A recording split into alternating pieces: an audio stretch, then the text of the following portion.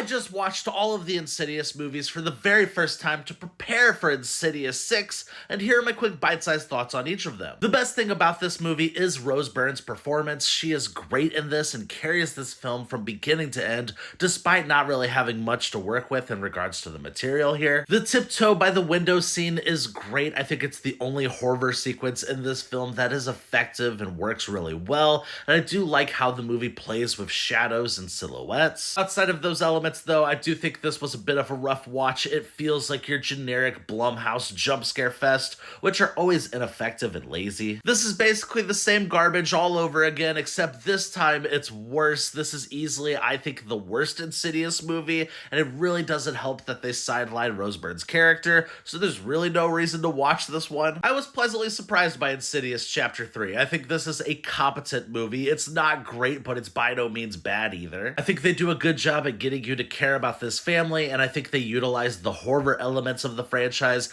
the best in this film out of any other entry. I do think it completely falls apart in the third act, though, when it reverts back to being just your typical boring jump scare fest that we got out of the first two films. At this point in the series, I started to realize that this franchise is just a one-trick pony. While I think the third film did a great job at making Elise an interesting character and fleshing out her backstory a bit, Insidious 4 decided to make the entire film centered around her origin story, and it's nowhere near as compelling, which is a shame because I do think Lin Shaye is good in this role, but the direction and the writing definitely lets her down. I can appreciate that Insidious 5 finally breaks out of the Insidious formula and kind of gives us something unique and different here. I just wish the premise of the movie was better, because the entire plot of this one is our two lead characters have to remember the events of Insidious Chapter 2, a movie I frankly want to forget.